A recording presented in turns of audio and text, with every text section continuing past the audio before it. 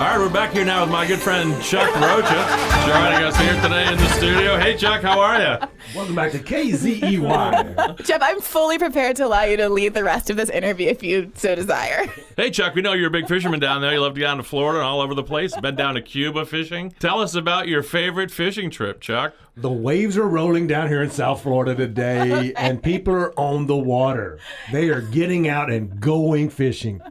Everyone's a personality. That's Jeff Weaver and Chuck Rocha, senior advisors to the Bernie 2020 campaign. Have you done radio? Because I know that Senator Sanders has this history of doing radio, being involved with media, having an album. No, you were never tempted? No. But I could have, don't you think? It's never too late. I have a face for radio, Brianna. I think I'm doing just fine. I need people to take a lot of pictures of me. Lots of pictures of me. You guys, if there was a better encapsulation of your personalities than that, then I don't know what it is. This week, I'm talking to folks who knew Bernie way back when, to get some insight into the man who's defined principally by his principles.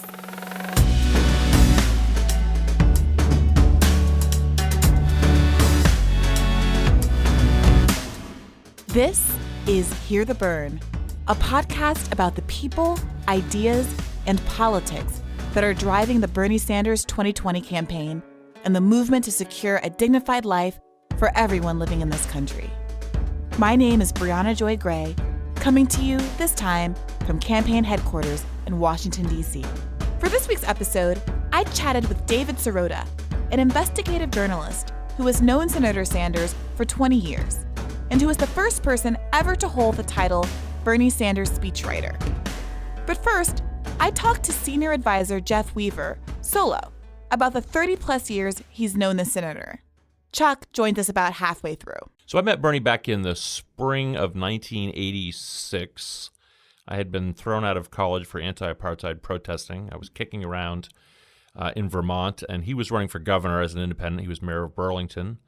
And I called down to the campaign headquarters, and a guy named Phil Fermonte, who's also a recently retired, longtime Bernie guy, came up to meet with me, and I should have known something was wrong because when he left, I was the county coordinator for a gubernatorial campaign in Vermont, having no campaign experience whatsoever. Anyway, I was staffing Bernie at a dairy festival, something we have in Vermont. My job was to sort of hold a sign, a Bernie sign on a stick, and hand him these buttons, Bernie buttons, which he would go around and offer folks at the dairy festival and every place else. So anyway, we seemed to hit it off, and a couple of days later he called me and said, "Hey, would you like to work a couple of days a week in Burlington?" And that was 1986, and here we are today. When you say we seemed to hit it off, do you remember what it was about your interaction that kind of gelled? I sort of had a good sense of what he needed when he needed it, like when did he need a button. I was not.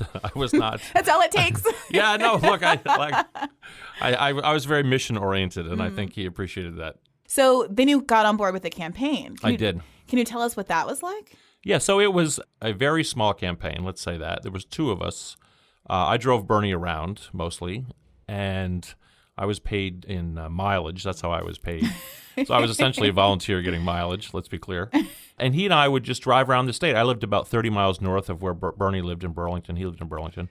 And I would pick him up at about 7:30 in the morning. So I would leave my house about 7, get there at 7:30, and drop him back off at his house at 11:30 or 12 at night, and drive half an hour north. And the next morning, pick him back up at 7:30, and off we'd go again, day after day after day after day. This is really resonating with me because I also met and spoke for the first time to Bernie Sanders on a long car ride. A 3-hour trip, a reporting trip I went on which I rode in the car with him from Memphis, Tennessee to Jackson, Mississippi to commemorate the 50-year anniversary of Martin Luther King's assassination around this time last year. And I didn't hand out any buttons or facilitate in any way, but it appears to have gone well as well. Maybe you're very mission-oriented. Maybe that's what it was. Maybe. So I think that what is really curious to a lot of listeners probably is that because Bernie himself is so message-oriented, there's almost this reluctance, it seems, for him to talk about his personal life and foreground those things that some other candidates, tend to do for reasonable reasons, to want to appear affable, to want to appear relatable. Bernie doesn't do that, and I think that that's frankly part of his charm, that he seems so committed to ideals as opposed to kind of persona. But still, even acknowledging that's the case, there is this like mysteriousness about him, I think. And so I think people want to know from you, who is Bernie Sanders? Like, what is he like when he's relaxed behind closed doors, not needing to evangelize about Medicare for all? What's the small talk like between you? Yeah, well, and you should know, I worked for him in 86, 88, and 90 when he won for Congress, and I came down with him then. And over the course of those 3 campaigns, I calculated one time that I had spent the equivalent of 365 24-hour days with Bernie in the car. Wow. So he and I have spent a lot of time in the car together. He is, in some ways, very different, and in some ways not different. So there's a lot of conversation about politics and what's going on. But he also has an incredibly dry sense of humor, which, we really hit it off in that way. We used to do this thing called Honkamania. And Honkamania was when we had time in the schedule, we would stop at the busiest intersection. And in Vermont, some of those intersections were not too busy, but there were some busy intersections. And we would get out. I would hold a sign, and then he would wave at the cars. And what we turned into a game, because at first, not too many people knew him, but then as he was getting more famous, people would wave and what have you, give us other signs, sometimes not positive. I remember the time we were mooned by a guy in the Five Corners in Essex Junction. That was pretty funny. But so we started only counting honks, and we would have our own competition where over like a 4 or 5 minute period, we would count the number of honks that we would get from cars. When you would start to get this flurry, this sort of crescendo of honks, Bernie would scream out in this sort of dramatic, drawn-out way, "Honkamania!" Wait, okay. So I need to know what you were exactly doing to try to elicit these honks. So I wasn't doing much. I would hold the sign, and Bernie would wave, and he would almost try to catch people's like personal attention and wave to get a response back from them. But we didn't want just waves because we didn't count those because we were getting too many waves. It had to be a honk. A honk. Right. Yeah. Hence the name. You're a purist. Honkamania. Well, every game has rules, and those were the rules of Honkamania. Honks only. So we did Honkamania a lot in 86 and 88. Yeah, it was a good good years. Those are the good years when we were in our Honkamania prime. So you're someone who has dealt with the comic world, who has a comic business, a comic selling business. You obviously engage with pop culture. You're out here with these William Shatner, Boston Legal references. I mean, do you and the senator ever talk about movies or TV, or does he have a favorite band? Yeah, well, we've talked about comic books, actually. Oh, really? Yeah. He and his brother used to collect comic books when they were in New York. Is he a Marvel or a DC guy? No, he was a DC guy. Oh, that could be. Back in the day, it was not Marvel. I don't know how far down this rabbit hole you want to go, but it was timely before there was Marvel. And he was definitely a DC guy, and definitely he's answered this question many times publicly, the Superman versus Batman question. Mm-hmm. Definitely Superman. Who would win in a fight, Batman or Superman? Oh, my goodness, no question. Superman all the way. Why? Why? Because he has much more powers. Yeah, because, Batman's the rich guy. He right. uses money to be a vigilante.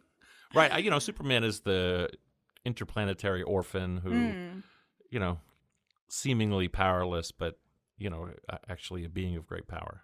And you think that resonates for Bernie Sanders for particular reasons? I don't know. I saw a program one time where they analogized Superman to the sort of FDR New Deal coming in to break up local corruption. I don't know if that's true or not, but maybe that's how it resonated. It's hard to, without feeling, I think, invasive, to try to get to the core of what another person is like, right? Like as someone who's your friend, you don't want to be disclosing things that they've chosen, obviously, not to disclose.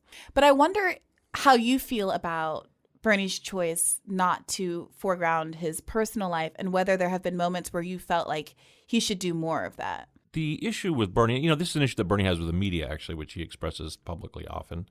The ideas that he expresses, now they're very popular, right? Everybody's for Medicare for all, seemingly. Everybody's for free tuition, at public colleges and universities, and so on and so on and so forth, right? But for so long, decades and decades and decades, he was one of the only voices on these issues. And I think he really did not want to, what in his view would have been waste time that he has with people talking about himself when he could be talking about these particular issues. And, given his success, maybe he was right. I think that's right. I perhaps subscribe to a bit of the spoonful of sugar philosophy, where I do think a little pop culture and silliness can help the medicine go down. No, I agree with that. And, I agree with that. I agree with that. But, I do think that, he does take these, issues very seriously, always has, and does feel like there is not enough discussion of them, broadly speaking, and that he sort of alone has to fill that void in many ways. When you met, you said you had just been kicked out of college for apartheid protesting. Can you tell me a little bit more about that? Sure. So, this was in the 80s, and it was a very busy time. I was in Boston at Boston University, which at that time was the president of the university was a far right-wing guy named John Silber. There was a lot of anti-apartheid activity. He, in fact, was a supporter of the apartheid regime, frankly, kind of unapologetic. And so we tried to build a shantytown, which was a common sort of protest activity in that time period. And most universities, when students built a shantytown and lived in it, they would just leave it up and knew that over some period of time it would go away. So but that was not Boston University. So as soon as we started putting two pieces of wood together, the Boston University police were there. They arrested a bunch of people. I was not initially arrested, and then a bunch of us blocked the police cars that had our counterparts in it, and then we were arrested. And actually, I knew a lot of the police officers because I worked at a local movie theater, and they did security after hours there, so I knew many of them. It was a little bit of a small-time operation on their part. They ran out of handcuffs and zip ties, so I was zip-tied, but my friend with me in the back of the police car was not.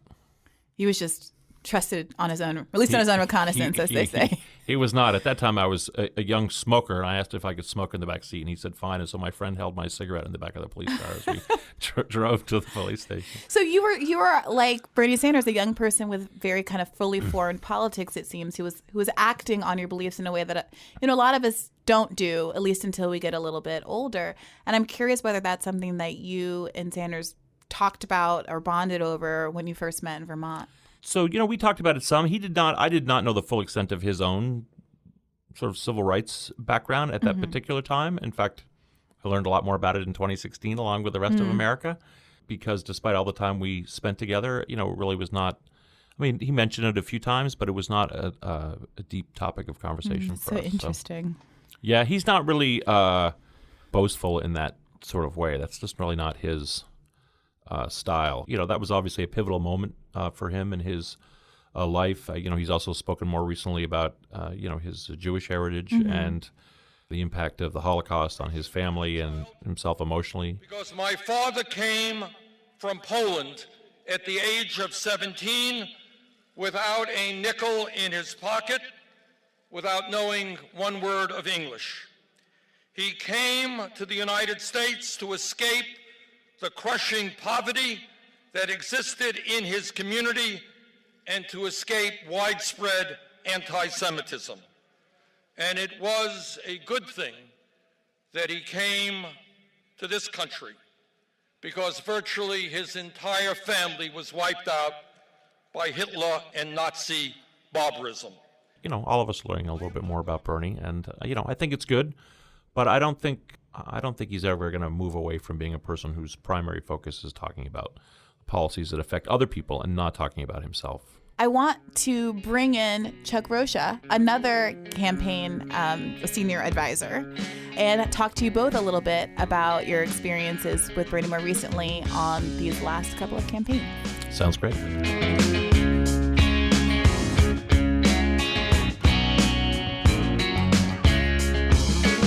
So Chuck, you're also a senior advisor. Can you tell people who might not be as familiar with you or your background a little bit about yourself? My background is pretty simple. I grew up in East Texas, like every other redneck around East Texas. What they don't realize, and what a lot of your listeners won't realize, is I sound like a really old white man from East Texas when I'm actually Mexican from East Texas. My mother's actually white, and my father's family's from Guanajuato, Mexico. My father left at a young age, and my mother's father, my grandfather, who me and Jeff always talk about, who was my papaw, raised me. So I was raised on a working farm. So I got to envision America in probably the most holistic way of any young man, because I was raised a generation ago by a grandfather who drove a tractor every day, who worked in the fields every day. And those values is what I still hold close to me every day. And it's actually the values that drew me to Bernie Sanders for the very first time, is somebody who works with their hands, somebody who's been out there. Me and Jeff couldn't be from more different parts of the country, literally on each end of the country, but we're so similar because we grew up in such rural areas with such humble beginnings. And that's what drove him to Bernie Sanders. That's what made me be a part of Bernie Sanders. And being able to be a senior advisor with Jeff is like coming back home, because you get to work with your family. You get to work for a value set that you really believe in. I just want to cut in to note that Chuck got into politics via his union, a path fewer and fewer people are taking, as union membership is down from a high of nearly 35% of all wage and salary workers in 1954 to just 11% today. Note that there is a direct relationship between low union membership and the share of income, which is going to the top 10%. I went to work in a factory when I was 19, joined the union by happenstance because everybody else did, got active in the union, became an officer of my local union when I was 22, went on to become the national political director of one of the biggest industrial unions in North America, the Steelworkers. And that was the best job I ever had till I left 10 years ago to start my own firm. So Chuck, I want to ask you, how long ago did you meet Bernie? Bernie always loves to tell the story that it was in a Chinese restaurant like 15 years ago when I was the political director and I was with the international president of the union. And he said this to me just like 3 weeks ago in a private meeting me and him were having. We were like, you remember when we first met? We were in a Chinese restaurant. He always says we were in a Chinese restaurant because we were talking to Bernie probably about trade, probably about trying to save some manufacturing jobs. That's normally what we were talking to Bernie about because he was such a champion for us. And he'd been a champion for our union, right? So we would go to Bernie and have these private conversations to kind of strategize how we could save these American manufacturing jobs. And he always would have input.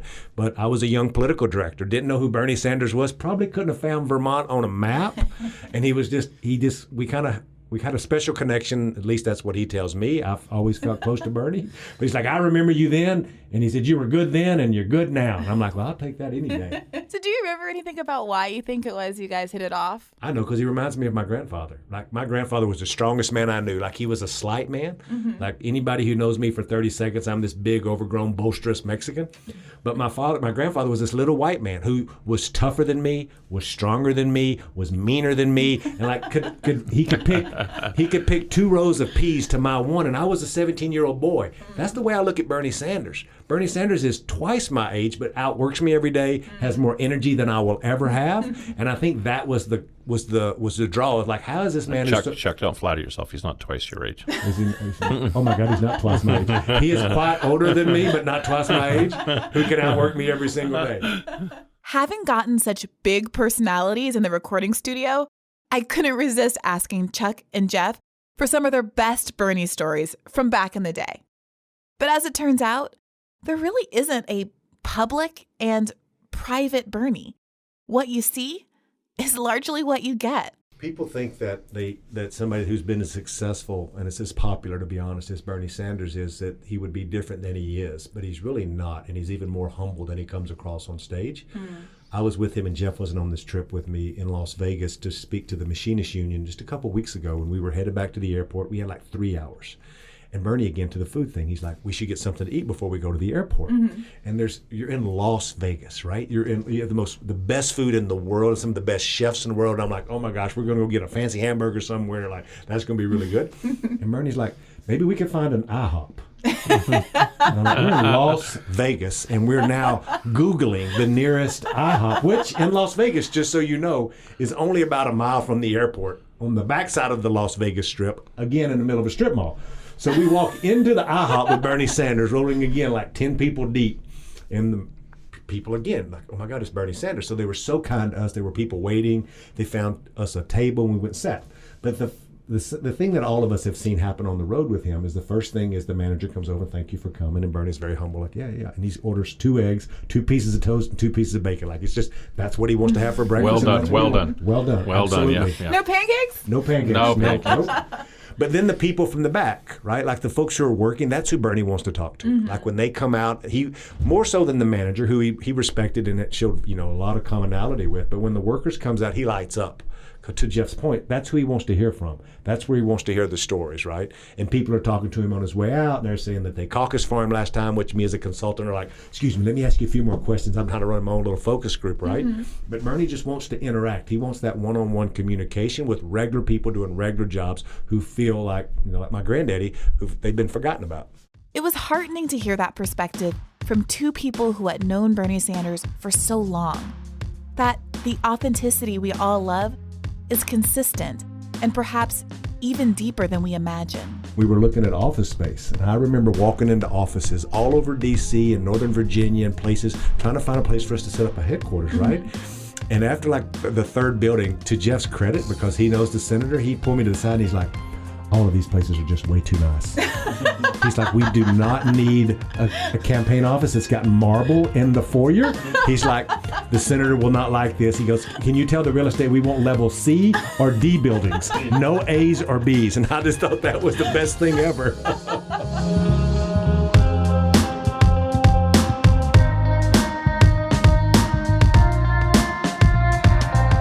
But I was curious to talk to David Sirota to get a somewhat different perspective. It's one thing to work alongside a person, but it's another to try to capture his voice as a speechwriter. That requires a perceptiveness, a kind of close study that most of us don't apply to the everyday people in our lives.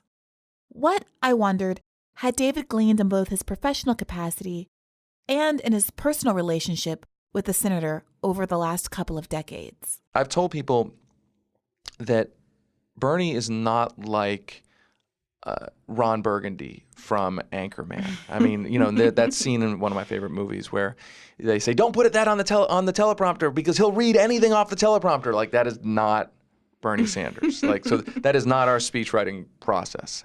Bernie still writes his speeches. I mean, in some ways, the title speechwriter is a little bit of a misnomer in that it's like speech supporter, like speech helper. What I try to do is, we have a set of speeches on, this or that issue. I try to get him the information that he needs, that he's going to put into his own voice. I mean, I try to get it into his voice, but he's got a very unique voice. He knows exactly how he wants to say things. So I'm there to help get the research and the material that he needs to put into his voice. And the thing is that his speeches, if you listen to them, they are very fact-driven. I mean, it's not a lot of rhetorical flourish. It's not exactly a research paper, but like, here are literal facts that I'm telling you about the country. And in a sense, it's actually what we call in journalism, it's showing, not telling. And I think that that's what he's really focused on. It's been successful for him. Can you talk a little bit about when you first met Senator Sanders and where your relationship started? Sure. It was the year 1999. So I was basically just out of college. I'd worked on a couple campaigns, and I had sent a bunch of resumes around to Capitol Hill. And back then, they wouldn't tell you who you were applying to. They would do these ads in like roll call in the Hill, and they would say, they would describe a congressperson, and they would say, Northeastern Democrat or Western Republican or whatever. And I remember, I sent my resume all over Capitol Hill to a bunch of different offices, and I get a call from Jeff Weaver. And he says, I'm calling from Congressman Bernie Sanders' office. And I remember thinking in my mind, wait a minute, I don't remember thinking that not sure who that is. And and then I looked him up, and he was the independent, self-described Democratic Socialist from Vermont. And I said, wait a minute, I thought I had only applied to Democratic offices. And then I looked back at the ad, and it was described as I think it was a progressive Northeastern member. It wasn't a Democratic Northeastern member. And so I go in and I meet with Jeff Weaver.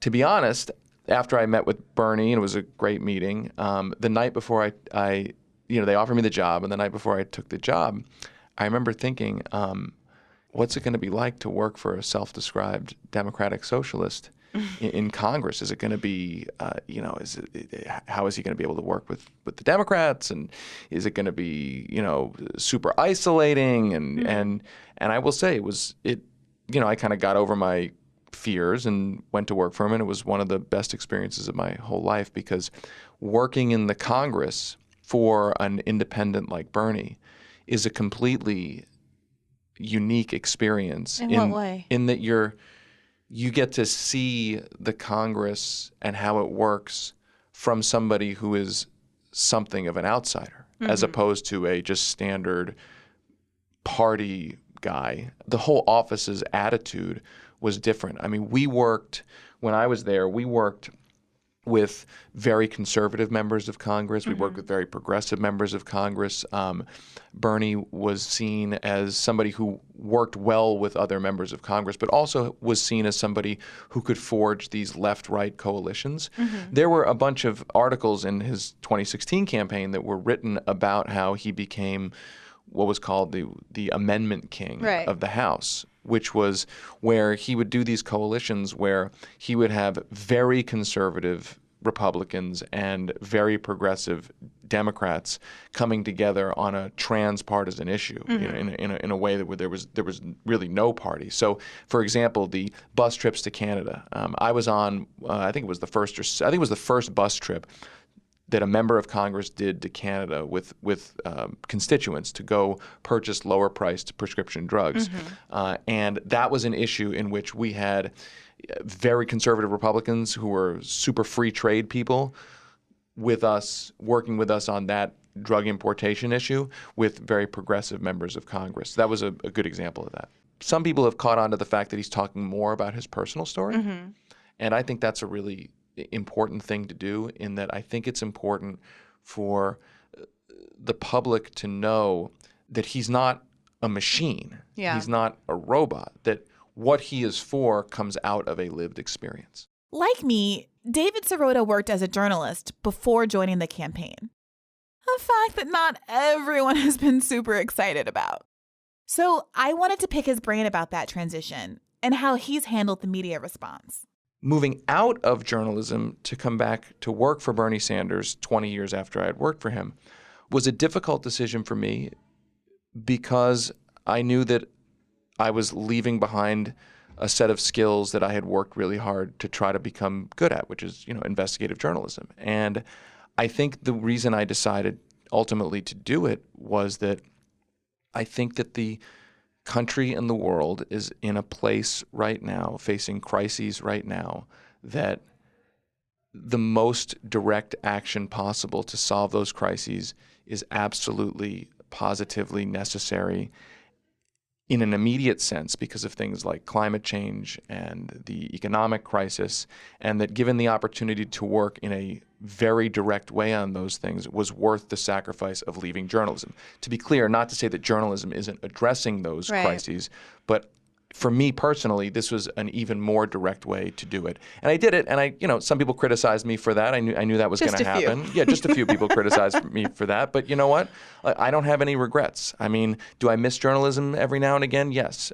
Do I like being criticized all the time because I went back to work for Bernie Sanders? No, I don't like that. But you know what? I have young kids who are relying on us to actually solve the problems that threaten their future. And so if that's the price of me trying to help with that cause, then that's the price we pay.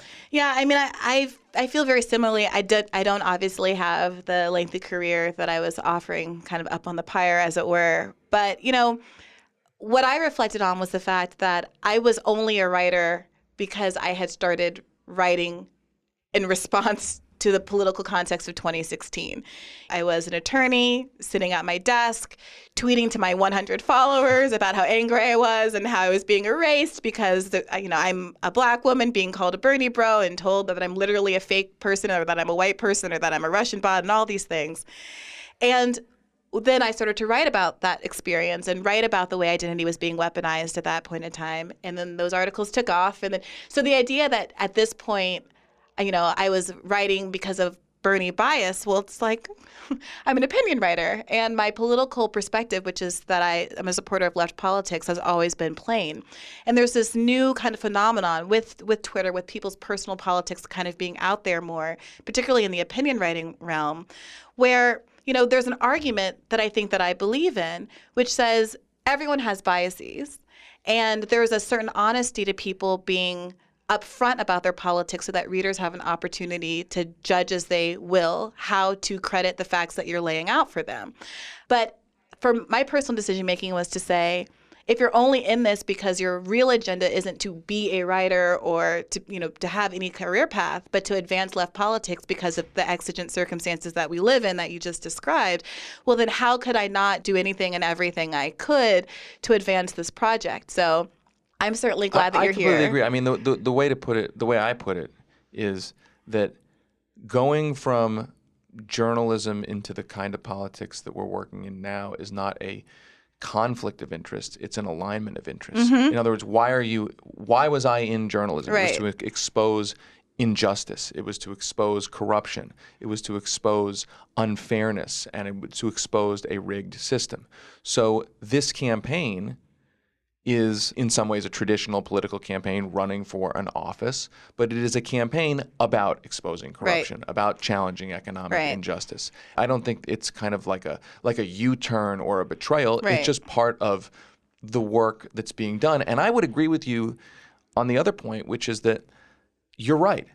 Everybody has opinions, everybody has biases, nobody is objective. The minute a newspaper says, this is the story we're going to cover and we're not going to cover this story, that is a subjective, opinionated decision. I didn't hide the fact that I had worked for Bernie Sanders when I was a journalist. And I guess my point is that, look, ultimately, the question is whether you're in politics or journalism, why are you in politics or journalism? Are you in there to see your byline and lights? Are you in there to, you know, one day get some great job that you think will make you feel good? Or are you in it to actually solve the problems, the emergencies that are at hand? And I think that's what this campaign is really all about. And I think that's what Bernie Sanders has been all about. And I really don't think there's actually much of an argument that that's not true.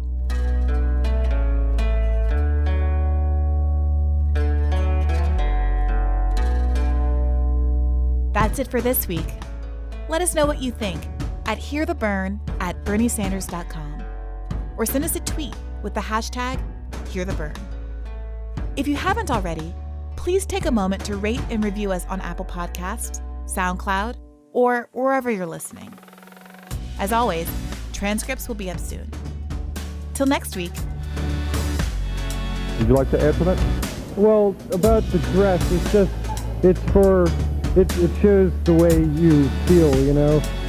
Like, people wear black because they're not feeling too good about what's going on around them. Like, some of the stuff that goes on in this society, you know, is basically baloney. Well, thank you very much for your forthright views. Okay? See ya.